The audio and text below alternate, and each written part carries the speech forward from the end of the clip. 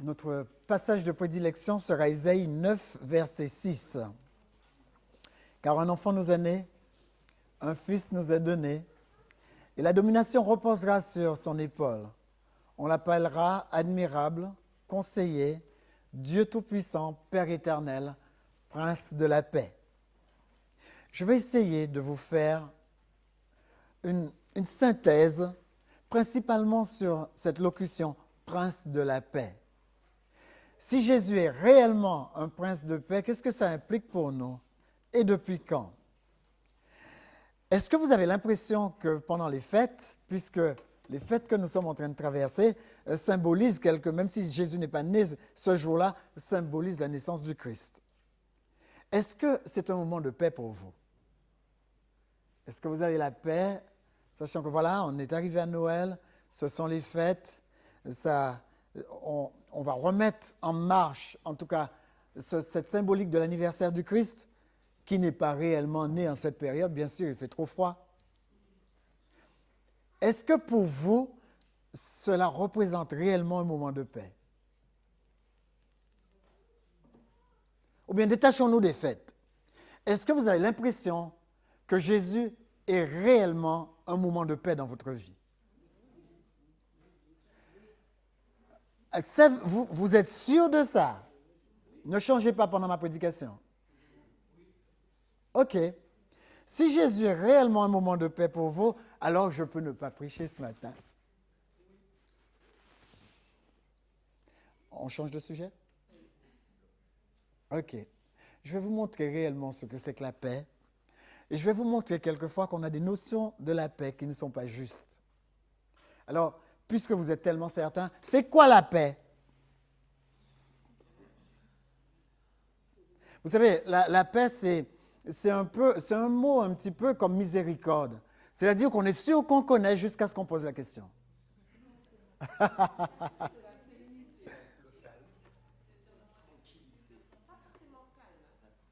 Le calme, la sérénité, la tranquillité. Margaret, puede decirme cuál es la paz? La confiance? Est-ce que la paix, c'est la confiance ou est-ce que la paix découle de la confiance? Vous voyez, donc ce n'est pas la même chose. OK. Allez, je vais essayer de... On va entrer dans le texte biblique. C'est ce que j'aime avec la Bible, c'est les notions que la Bible donne. Ce n'est pas ce qui se passe autour de nous qui est important, c'est ce qui va se passer en nous. C'est la première chose à retenir par rapport à la paix. La paix n'est pas circonstancielle, d'accord? Alors que dans le monde d'aujourd'hui, la paix est circonstancielle. La paix, c'est quand? C'est quand il n'y a pas de conflit, pas vrai? Et certaines personnes sont sûres qu'ils sont en paix quand il n'y a pas de conflit. Moi, je peux vous assurer, vous êtes à la maison sans aucun problème, mais vous n'avez quand même pas la paix. D'accord? Alors, qu'est-ce que la paix? Luc, chapitre 2, versets 13 à 14, on va essayer de prendre quelques notions.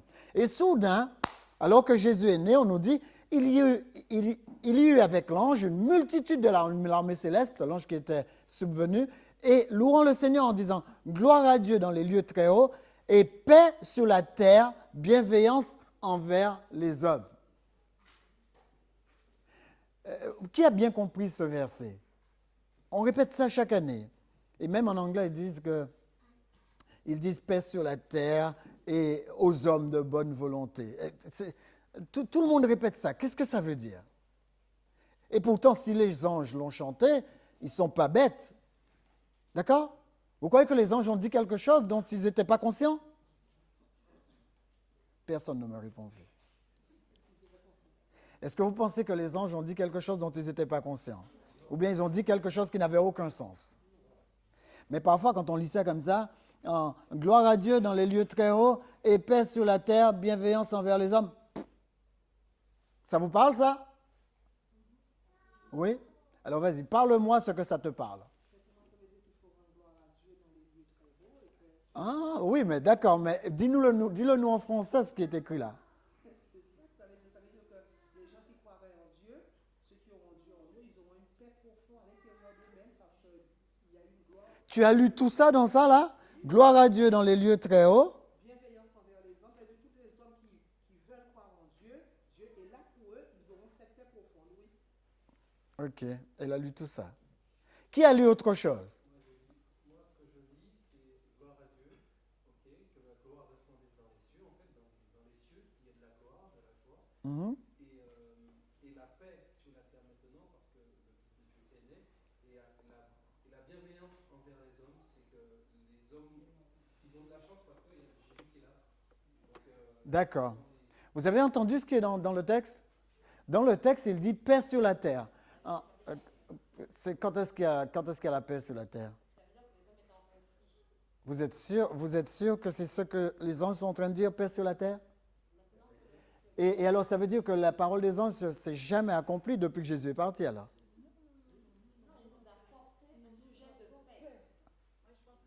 Alors, qu'est-ce que vous pensez de ce texte? Vous pensez que les gens qui ont traduit ça, ils l'ont bien traduit? Et si je vous montrais le contraire?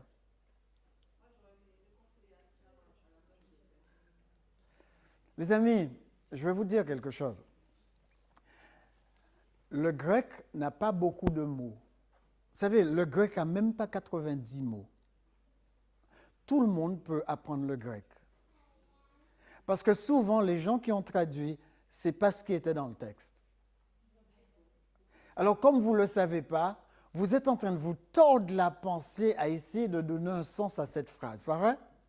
Vous savez pourquoi vous êtes en train de vous tordre la pensée? C'est parce que Jésus dit, je ne suis pas venu apporter la paix, mais... Alors pourquoi est-ce que les anges disent qu'il va y avoir la paix sur la terre et que Jésus dit, je suis venu apporter l'épée? Et même il dit, je suis venu amener la division dans certaines versions. Vous voyez, quand vous avez toutes ces contradictions dans la tête, quand vous voulez donner une explication, boum, vous êtes coincé. Et c'est la raison pour laquelle il faut aller regarder le passage et voir qu'est-ce qui s'est passé. Qui est-ce qui a traduit ça pour pouvoir nous prendre la tête comme ça? On y va. Voilà la version la plus simple. Quand vous avez des problèmes de traduction, allez regarder ce que dit la Darby. Parce que Darby, lui, a essayé de coller le plus possible au texte. Et voilà sa traduction. Et soudain, il y eut avec l'ange une multitude de l'armée céleste, louant Dieu en disant « Gloire à Dieu dans les lieux très hauts et sur la terre, paix et bon plaisir parmi les hommes. » Vous ne voyez pas une différence entre les deux traductions? Est-ce qu'il a dit qu'il va y avoir la paix sur la terre? Non, il a dit sur la terre, il va venir une personne qui s'appelle... Voilà le point. Vous avez tous compris? Vous m'avez tous suivi? Il n'a pas dit qu'il va y avoir la paix sur la terre. Il a dit, et sur la terre, il va arriver une personne qui se nomme... Qui est-ce qui se nomme paix? Et vous avez compris le texte. Et sur la terre, paix va venir, et ce sera un bon plaisir parmi les hommes. Vous voyez la différence? C'est pas chaud, ça? Je vais vous montrer encore d'autres choses. Dans Luc 12, verset 51, est-ce que vous pensez réellement que Jésus est venu apporter la paix sur la terre? Qu'est-ce qu'il dit? Moi, je ne suis pas venu apporter la paix sur la terre. Je suis venu amener la division à un tel point qu'il y aura division entre le père et le fils, la mère et la fille, la femme et le mari, etc., etc.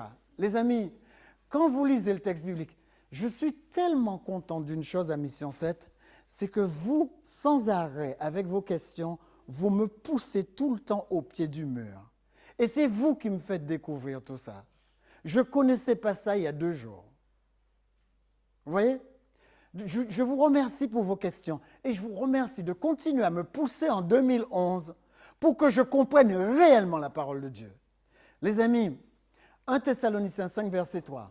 Quand les hommes diront paix et sûreté, vous voyez, c'est partout pareil.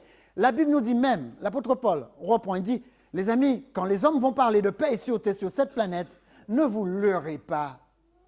Arrêtez de vous leurrer. La paix ne s'installera pas. D'accord? La terre n'a pas besoin d'être en paix pour que vous soyez en paix. Vous voyez la différence? Amen, amen. Mais où sont les amens? La terre n'a pas besoin d'être en paix pour que vous soyez en paix. Est-ce que Jésus vous a dit, je vais donner au monde la paix? À qui il a donné la paix?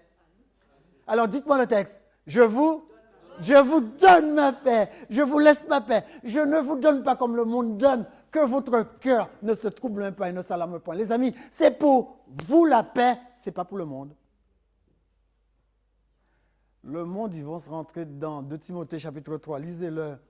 Ils vont être ingrats, religieux, amis de l'argent, Lisez 2 Timothée 3, vous allez voir. C'est ça qui va se passer sur terre. Mais la Bible nous assure, et le miracle est là, même quand tout va bouillonner autour de toi, moi, je m'appelle paix et je vais m'installer à l'intérieur de toi et rien ne pourra prévaloir contre ça. Ah, c'est trop beau ça. Les amis, avançons. Ce n'est pas ce qui se passe autour de vous qui est important, mais les amis, c'est vous qui êtes important. C'est ce qui se passe en vous qui est important pour Dieu. Jean 14, verset 27, voilà la paix que Dieu nous a donnée. Il nous l'a donnée parce que Dieu, je vais vous le donner en anglais, voilà ce qu'il marque. Il dit, la paix, je laisse avec vous. Ça, c'est la version amplifiée. J'aime bien la version amplifiée parce qu'il donne tout ce qui découle de la traduction. D'accord? Il dit, la paix, je laisse avec vous. Par ma propre paix, maintenant je vous donne. Pas comme le monde le donne, ou pas comme le monde vous donne. Ne permettez pas à vos cœurs d'être troublés. Et n'ayez pas peur. Ah, j'aime bien ça. J'aime bien Jésus qui rassure. N'ayez pas peur. Ne permettez pas à ce qu'il y a à l'intérieur de vous d'être agité ou troublé. C'est pas fort ça? Les amis, il dit, et ne vous permettez pas d'avoir la moindre frayeur et d'être intimidé, quel que soit ce qui va se passer. Oh, c'est trop fort ça. Si vous lisez la Bible comme ça, rendez-vous compte, quand vous sortez de là, vous êtes regonflé à bloc. Les amis, la Bible est trop géniale. Matthieu 5, verset 9. Heureux, et le mot heureux ici veut dire soyez heureux, soyez joyeux, soyez happy. D'accord? Heureux, c'est-à-dire soyez bénis, ceux qui répandent autour de la paix. Vous avez vu ce qui est marqué dans ce passage? En grec, il dit heureux ceux qui fabriquent la paix. Attendez. Mot à mot. Il y a une différence entre avoir la paix et la fabriquer, pas vrai? OK. Dans la Bible, il y a deux mots qui se ressemblent pratiquement. Heureux les gardiens de la paix et heureux ceux qui fabriquent la paix ou les fabricants de la paix. Dites-moi la différence. Vous êtes gardien de la paix ou fabricant de la paix? Bon, heureusement que dans cette salle, il y a les deux. Il y a des fabricants et des gardiens. OK. Non, j'aime parce que... Alors, d'accord. Alors, mot à mot, fabriquer la paix, je la rejoins. Fabriquer la paix, c'est faire en sorte que, quelles que soient les situations que vous rencontrez, vous puissiez intimer dans cette situation un moment paisible. D'accord? Ce sont des gens qui fabriquent. Quel que soit, quelqu'un vous crie après. Si, quand vous répondez, la personne ne s'apaise pas, vous n'êtes pas un fabricant de paix. D'accord? Un gardien de la paix, c'est autre chose. Un gardien de la paix, c'est une personne qui a reçu la paix et qui fait en sorte de ne pas être troublé. Ce n'est pas ce que préconise l'Évangile. L'Évangile préconise que vous puissiez sans arrêt fabriquer la paix dans toutes les situations où vous êtes et pas seulement la garder. Celui qui garde la paix, il finit par protéger tellement sa petite paix qu'il ignore la vie qui est à côté de lui. D'accord? C'est le fabricant de paix qui est visé ici. Heureux ceux qui fabriquent la paix, qui la répandent autour d'eux, car Dieu les reconnaîtra pour ses fils. Partout où vous passez, vous devriez laisser une odeur de paix. Alors, un fabricant de paix, c'est un réconciliateur. C'est une personne qui sait sans arrêt amener même quand il y a les tensions, faire baisser les tensions et faire en sorte que les gens se mettent ensemble. Je dis ça pourquoi? Parce que souvent, on rencontre des personnes et ces personnes sont de véritables plaies. D'accord? j'espère que vous avez bien entendu ce que j'ai dit. Il y a des personnes qui sont de véritables plaies. Aux Antilles, on les appelle des personnes à cancan. Pour ceux qui ne comprennent pas ce mot-là, comment on pourrait traduire ça? Ce sont des gens qui mettent des histoires, du désordre partout où ils passent. Mais ce sont des gens qui font ça aussi avec la parole de Dieu. Ils ne sont bien que quand ils sont excités par le désordre ambiant qu'ils ont imposé. D'accord? Ils existent. C'est pourquoi je dis que ce sont des plaies. Les enfants diraient, ce sont des bobos. Partout où ils passent, au lieu de bander les plaies, ils élargissent encore plus les plaies. D'accord? C'est le contraire que Dieu veut. Il y a 700 ans, voilà ce que dit Ésaïe. Car un enfant nous est né, un fils nous est donné, et la domination reposera sur ses épaules. On l'appellera prince de paix.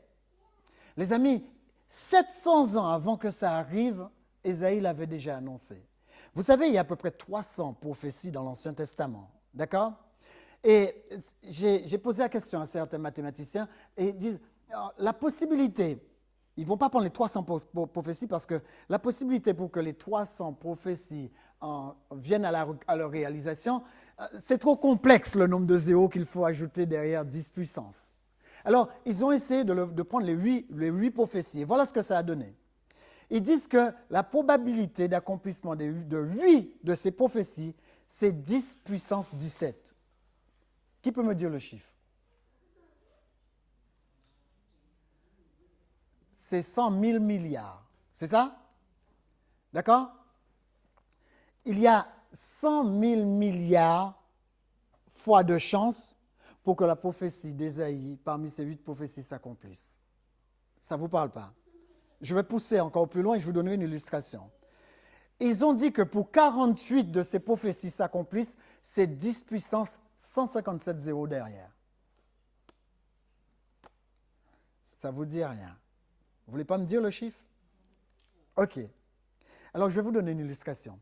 C'est comme si vous preniez la France et les départements d'outre-mer et vous jetiez à presque 1 mètre, entre 75 et 90 cm de pièces de 2 euros. Vous vous rendez compte? Prenez la carte de la France, rajoutez toutes les îles. Ça fait à peu près 675 km². Le chiffre qu'ils ont donné, c'était pour 695 000 m², 1000 km². Mais ce que je pouvais prendre, c'était la France, puisque vous êtes en France. Jetez assez de pièces de monnaie pour faire à peu près 1 mètre. D'accord? Et ensuite, piochez du premier coup, et ça marche. C'est ça, 10 puissance 157 zéros derrière. Ça veut dire que la probabilité est presque nulle pour que la prophétie s'accomplisse. Et je vais vous dire un secret. La prophétie s'est accomplie. Ça n'a rien à voir avec les hommes. Les hommes le voient impossible, archi impossible, alors que pour Dieu, tout est possible. Les amis, seul le roi des rois et le Seigneur des seigneurs pouvaient accomplir cette prophétie. Et cette prophétie a été accomplie. Ésaïe 9,6 nous rappelle que Jésus est réellement le prince de paix. Je pris le mot donc prince de paix, et le mot c'est Sar, et le mot shalom, et voilà ce que ça donne. Un prince de paix, ou bien un prince, c'est quoi? C'est le même mot donne prince, il donne aussi leader. Il donne aussi, je préfère ce mot, commandeur. D'accord? C'est celui qui est capable de prendre en charge quelque chose et de l'emmener à sa réalisation. D'accord? C'est un leader. Le mot shalom signifie paix, prospérité, entièreté, tranquillité, santé, sécurité, contentement. En fin de compte, prenons ces deux mots, prince de paix. Quand vous dites prince de paix, vous êtes en train de dire la seule et unique personne capable de commander la paix. Alors voilà ma question. D'où est-ce que Jésus a appris à commander la paix? Est-ce qu'on peut diriger la paix? Est-ce qu'on peut être, comment vous dire, est-ce qu'on peut conduire la paix et faire la paix, faire ce qu'on veut? Non. Alors, où est-ce qu'il faut trouver la définition? Si Jésus ne peut pas commander la paix comme une chose, c'est que Jésus lui-même est la paix. Vous avez compris? Alors c'est une notion complètement différente. Jésus, quand il dit « je donne ma paix », Jésus est en train de dire « Amen ». Voilà le point. Jusqu'à maintenant, beaucoup de personnes croyaient que la paix, c'était l'absence de conflit, mais pas du tout dans la définition biblique. La paix n'est pas l'absence de conflit. Regardez bien, Jésus est le prince de la paix. Et c'est la raison pour laquelle il dit, dans le Sommeur, il dit « Je pars, mais je vous laisse la paix ». Il dit « C'est ma paix que je vous donne. Je ne vous la donne pas comme le monde la donne. C'est pourquoi ne soyez pas troublés et n'ayez aucune crainte dans votre cœur.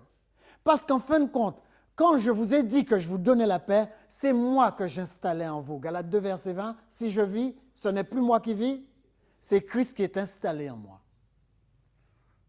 Vous avez compris pourquoi je vous ai dit tout à l'heure, la paix que vous avez, ce n'est pas une histoire d'absence de conflit. La paix que vous avez, c'est une personne.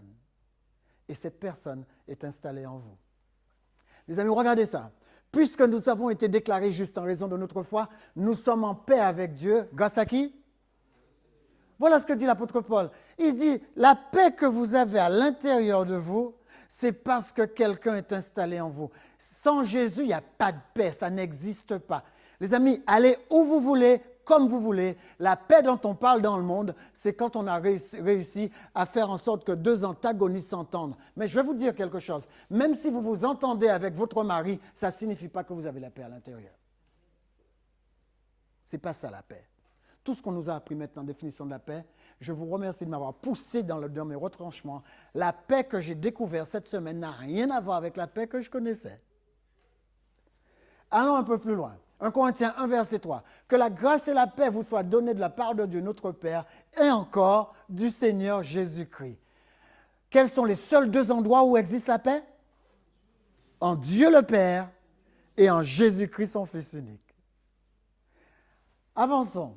Jésus ne donne pas quelque chose qu'il ne possède pas, il donne ce qu'il est.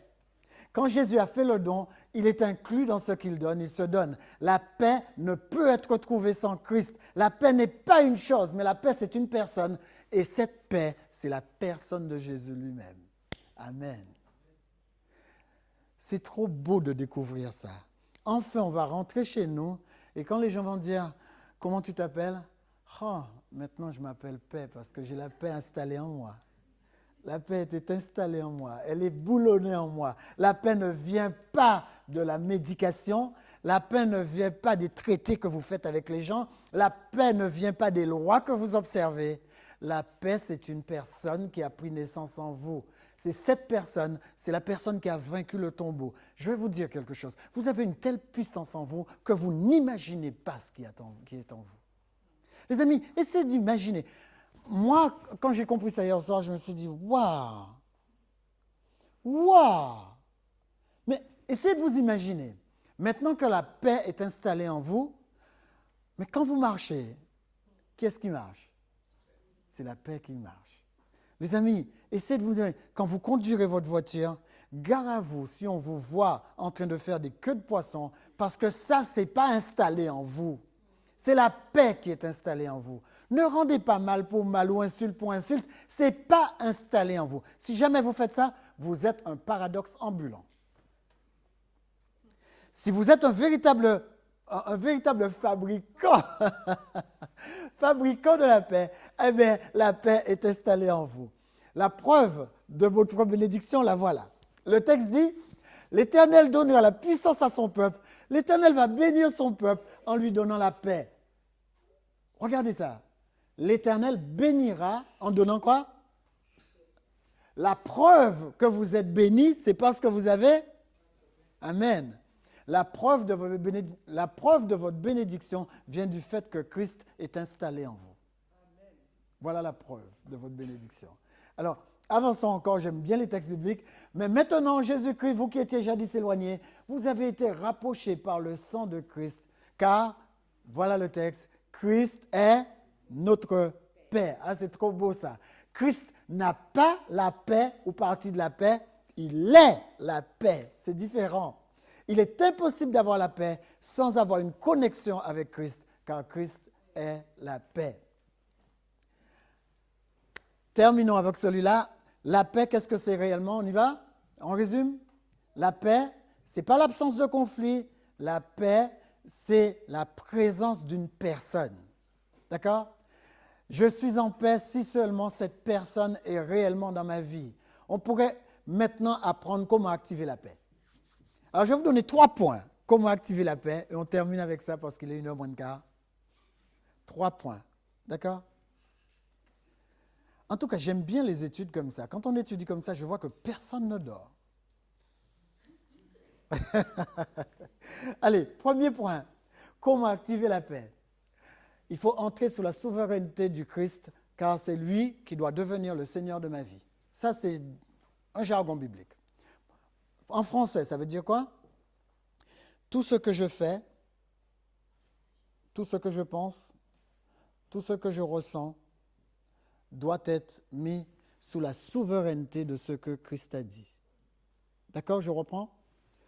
Si vous voulez avoir la paix en vous, tout ce que vous êtes amené à penser, tout ce que vous êtes amené à ressentir, tout ce que vous êtes amené à choisir, vous devriez le mettre sous la souveraineté du Christ. C'est-à-dire déclarer que Christ est le Seigneur de ce que je vais faire. Et ensuite, une fois que j'ai vérifié qu'il peut être fait sous la Seigneurie du Christ, le faire. Est-ce que je peux cambrioler une banque? Non. Ça ne peut pas être mis sous la Seigneurie du Christ. À cause de quel commandement?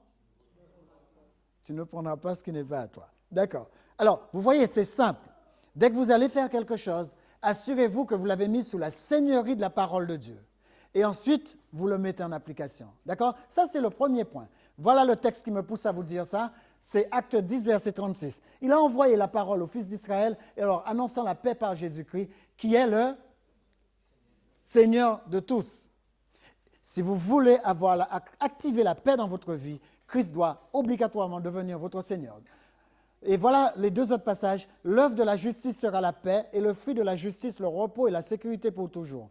Mon peuple demeurera dans le séjour de la paix, dans des habitations sûres et dans des asiles tranquilles. Alors, vous voyez bien que la tranquillité, ce n'est pas la paix, mais la tranquillité, c'est la résultante de la paix. Si Christ n'est pas votre Seigneur en tout, dites-vous qu'il n'est pas votre Seigneur du tout. Si vous voulez que Christ soit votre Seigneur, il faut que ce soit en tout. Quand vous choisissez d'aimer quelqu'un, est-ce qu'il est sous la souveraineté du Christ? Quand vous choisissez de passer un examen ou de choisir un métier, est-ce que je pourrais faire ce métier sous la souveraineté du Christ? Quand vous choisissez de fonder une famille, est-ce que je pourrais, etc., etc. Tout ce que vous faites, mettez-le sous la souveraineté du Christ. Je vais vous dire ce que ça va déclencher chez vous. Ça va vous faire vivre une spiritualité forte chaque jour. Je vais vous dire quelque chose. Les chrétiens les plus mal lotis, ce sont des chrétiens qui font des compromissions. D'accord? Vous faites mission 7, mais ne faites pas des compromissions 7. C'est quoi un compromis par rapport à une compromission? Alors, un compromis, si je n'ai pas envie d'acheter une voiture bleue et que ma femme veut une rouge, je fais un compromis. J'achète la rouge même si je n'aime pas la rouge, pour lui faire plaisir. Ça, c'est un compromis. Qu'est-ce que c'est qu'une compromission? Une compromission, c'est quand quelqu'un me dit « Hey Lambert, écoute, il y a des DVD à Auchan, on n'a pas l'argent pour le payer, on va le prendre. » Et aller prendre le DVD que je n'ai pas payé avec cette personne, ça c'est une compromission. Parce qu'une compromission, c'est faire quelque chose à l'encontre de la moralité que j'ai acceptée. D'accord? Alors, faites des compromis. C'est très bien de faire des compromis. Si vous voulez vivre avec une fille et ne pas faire de compromis, vous n'aurez que des problèmes. Mais ne faites pas de compromission. On avance. Où est-ce que je suis? Mais deuxièmement, mettez Christ dans toutes les situations. Mettez Christ dans toutes les situations de votre vie où la paix vous manque. D'accord? Voilà le texte. Que le Seigneur de la paix vous donne lui-même la paix en tout temps, de toute manière, que le Seigneur soit toujours avec vous. 2 Thessaloniciens 3, verset 16. D'accord? Vous l'avez? Dans toute situation, mettez-le. Vous avez aussi ce passage qui appuie cela. Au reste, frère, que tout ce qui est vrai, vous ne le connaissez pas encore, on y va. Que tout ce qui est vrai, tout ce qui est honorable, tout ce qui est juste, tout ce qui est pur, tout ce qui est aimable, tout ce qui mérite l'approbation, qui est vertueux et dit de louange, soit l'objet de vos pensées. Ce que vous avez appris, reçu, entendu de moi et que vous avez vu en moi, pratiquez-le. Et regardez la suite. Et le Dieu de paix sera avec vous. Je préfère cette version. Et le Dieu de paix s'installera en vous. C'est pas beau ça? À celui qui est ferme dans ses sentiments, tu assures la paix parce qu'il se confie en toi. C'est la dernière notion. Dernière notion, la voilà. Gardez vos pensées en Christ. Si vous voulez activer la foi, gardez vos pensées en Christ. Si vous êtes ferme dans vos sentiments, vous aurez toujours la paix. D'accord? La paix parce que vous vous confiez en Christ. Confiez-vous en Christ et vous réussirez. Que le Dieu de l'espérance vous remplisse de joie. Et avant de lire cette bénédiction, je voudrais néanmoins vous dire à la fin de l'année que c'est vrai, j'étais très très content de partager tout ce qu'on a découvert ensemble. J'étais content aussi parce que vous m'avez fait découvrir beaucoup de choses, dans les débats qu'on a pu avoir. Mais la chose qui prime le plus dans notre vie, c'est quand nous arrivons à implanter Christ à l'intérieur de nous. Nous l'avons vu, implanter Christ dans votre esprit, c'est facile. Dès que vous acceptez Christ, il s'implante dans votre esprit. Mais là où c'est difficile, c'est implanter Christ dans votre âme. L'âme, c'est la plus grande révolte qu'il y a à l'intérieur de nous. On a envie d'avoir nos propres pensées, nos propres sentiments, nos propres choix. Et c'est ça qu'il faut convertir. Quand vous arriverez à convertir votre âme comme votre esprit, je vais vous dire le résultat. La paix de Dieu s'installera en vous. Les amis, je vais prier pour ça maintenant. Je vais prier, puisque la semaine prochaine, je ne suis pas sûr qu'on sera ensemble, je vais prier pour que nous puissions, nous qui sommes dans cette salle, et même ceux qui ne sont pas avec nous et qui entendront ce message plus tard, ils puissent prendre le temps de réfléchir à une chose. On a plus de possibilités quand Christ est installé en nous. Ça, je peux vous le dire. Je l'ai vu par expérience. Je ne triche pas avec Dieu. Je ne vole pas. C'est vrai que des gens me prêtent un tas d'idées. Je ne sais pas, depuis quelques semaines, j'ai l'impression qu'on m'attaque tout le temps. Mais plus on m'attaque, et plus je me sens fort. Les amis, fort aussi parce que j'ai des amis qui prient pour moi. J'ai des amis qui m'appellent et qui m'encouragent. J'ai aussi une maman qui prie pour moi.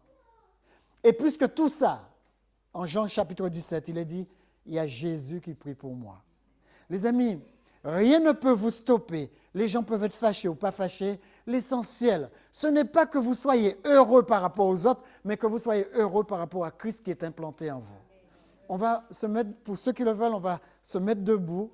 Je le suis déjà. Et on va prier pour que Dieu puisse installer en nous sa paix, sa joie et sa personne surtout.